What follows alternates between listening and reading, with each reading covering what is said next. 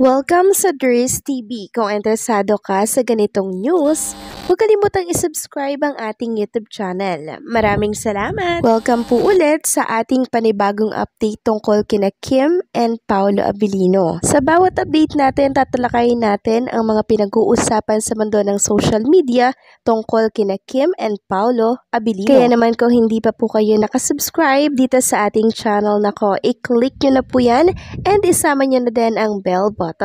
So, ayun, welcome back again sa ating YouTube channel mga kakimpaw, and sa update natin ito, ang pag-uusapan natin ay tungkol sa mga importante pong ganap kina Kim and syempre kay Paolo Abilino. Pero bago po ang lahat, narito muna ang ilang mga napili nating komento patungkol yan sa naging previous update natin. Unang komento mula po ito kay Ginang Norma Dayag. Sabi niya po, tama ka Dris, Pao has changed a lot since he is with Kimi. Now, basher, kayo ba may pagbabago o mas nadagdagan ang pagkainggit nyo sa Kim Pao? Bash kayo ng bash para mas may palit na blessing para sa Kim Pao. The more bash by basher, the more blessing to come.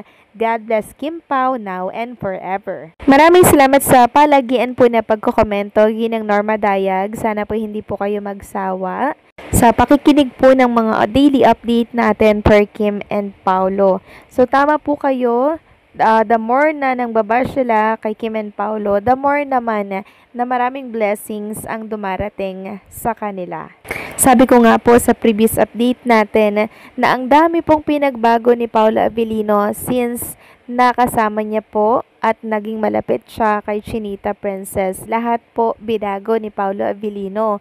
So sa tingin ba nila ang pagbabago ni Paolo Abilino ay wala lang? May rason yan mga kakimpaw. Meron po siyang pinag-aalayan ng ginagawa niya pong effort. Walang iba kundi para po kay Chinita Princess. Kaya yung naglalabas dyan ng mga old picture, old video po ni Paolo kasama yung mga barkada, wala na po yan sa amin.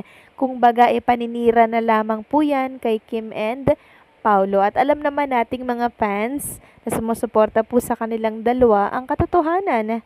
Kaya kahit ano pong paninira nila kay Kim and Paolo, hindi po tayo papatinag. Bagkos andito tayo para po tayo ay lumaban at ipagtanggol si Kim and Paolo sa mga bashers. Maraming salamat po sa komento. God bless po. At ang pangalawang komento naman ay mula po kay Ma'am Marlene Acorda. Sabi niya, sino namang babae yan ang haliparot naman kung siya ang unang hahali kay Pao or sa lalaki. Ganyang klaseng babae di yan papatulan ni Pao.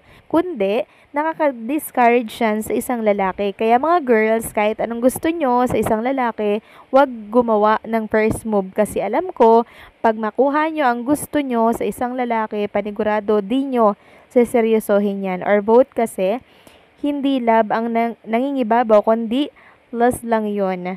And walang forever sa ganyan. Maraming salamat sa komento, Ma'am Marlene Acorda. Yes, 100% agree po ako sa naging komento ninyo. Very well said po, no? Sinabi din, may interview si Paolo Abilino na kung saan sinabi niya doon na meron daw mga babaeng nagsisend sa kanya ng mga hubad na larawan. Alam nyo yung naging feedback ni Paolo Abilino dito? Naawa daw po siya sa babaeng ganon. Kasi paano daw kung hindi siya yung nakareceive nun? Paano daw kung maling tao yung nasendan or maling tao yung makapagbukas ng message na yun tas ikalat daw sa iba't ibang mga tao. So naawa daw po si Paolo Abilino sa ganyang mga babae na babae daw po ang nagpapakita ng motibo sa isang lalaki. Ayaw niya daw po niyan. Turn off na agad dyan si Paolo Abilino. Kaya yung nagkakalat ng ganyan na may halik-halik, nako, hindi po ganyan si Paolo Abilino. And merong isang interview kay Chinita Princess na kung saan sinabi niya na kahit ang gusto niya daw po sa isang lalaki, hindi daw siya magpapakita ng motibo at aantayin niya si lalaki na magparamdam. So parehas sila ng kagustuhan mga kakimpaw. Very compatible talaga si Kim and Paolo. Yun yung nagustuhan din ni Paolo kay Kim Cho. Hindi siya yung babaeng alam niyo yun, 'di ba? Easy to get. Kaya saludo ako kay Kim dahil kahit gusto niya, nag-aantay po siya ng right time. Maraming salamat sa komento, Ma'am Arlene at Ginang Norma Daya. God bless po sa inyo. So, ayun na nga, simulan na po natin ang ating talakayan. So, pagkatapos po mga kakimpaw na ikumpara si Chinita Princess dito kay Marian Rivera, aba kay Liza Soberano naman po kinukumpara ng mga bashers. Meron kasing page po na nag-share nito mga kakimpaw. Nakita ko lang, sabi dito ni Showbiz Fan Vlog, ang mga basher hindi manonood or nanonood ng PBB dati kasi maganda na si Kim noon pa man, matangos na rin ang ilong niya. Wala nga siyang retoke, sadyang na-enhance lang beauty niya ngayon kasi afford niya na ang mamahaling pampaganda. Kaya tayong walang pambiling pampaglass skin, shut up na lang. So, eto po yung sinabi ng bashers, mga kakimpaw. Sila isa half American yan. Si Kim naman, retokada yan. Hindi niyo pwedeng itanggihan kasi kitang-kita nung bata pa ang mukha ni Kim nung nasa PBB pa siya. Iba mukha niya, pati ilong niya, bibig niya.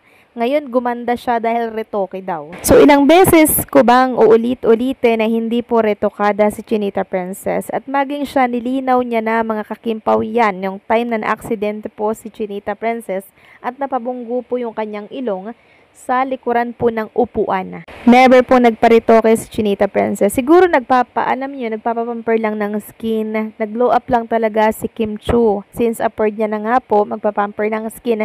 Diba? So, na-enhance yung kanyang beauty.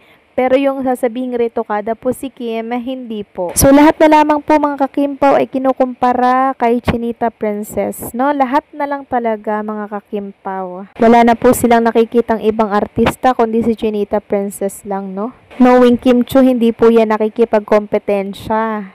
Kaya yung mga bashers dyan, kung wala kayong sasabihing maganda, tumigil na lang sana. Ngayon, proceed tayo sa next topic natin. So, itong Paolo Avellino account po, in-upload yung picture nila ni Chinita Princess and Paolo Avellino. Ito po yung taping ata or shooting para po sa My Love Will Make You Disappear na kung saan bumubuhos po yung ulan dito mga kakimpaw habang sila ay share sa isang payong. Sabi nga dito sa caption, stay safe sa mga walang kasilong sa payong. So, ang dami pong kinilig mga kakimpaw dito sa upload na to ni Paolo Avellino sa Facebook niya. Paano ba naman kasi napapanahon po mga kakimpaw kasi malamig yung panahon ngayon tapos mag-upload siya ng ganyan, di ba? Parang sinasabi niya na kapiling niya si Chinita Princess sa malamig na panahon. So, nangiinggit po si Paolo Avellino mga kakimpaw, no? Nakakaloka lang. Sana all, 'di ba? Sana all na lang talaga Paolo Avellino. Samantalang, Mr. MJ Felipe, meron daw pong ilalabas or i-upload na mas happy. So, marami po ang kinikilig dito mga kakimpaw kasi alam nila na tungkol kay Kim at Paolo Avellino ang i-upload po na video nitong si MJ Felipe. So, ano nga kaya ito mga kakimpaw, no? Naku, abangan na lang natin mga kakimpaw kung ano po ang i-reveal ni MJ Felipe. Kung kay Paolo Avellino ba at Kim or sa ibang artista. So, tingnan na lang natin, okay? So, paano po mga kakimpaw? Hanggang dito na lamang po ang update natin. Maraming salamat sa patuloy na pagsuporta.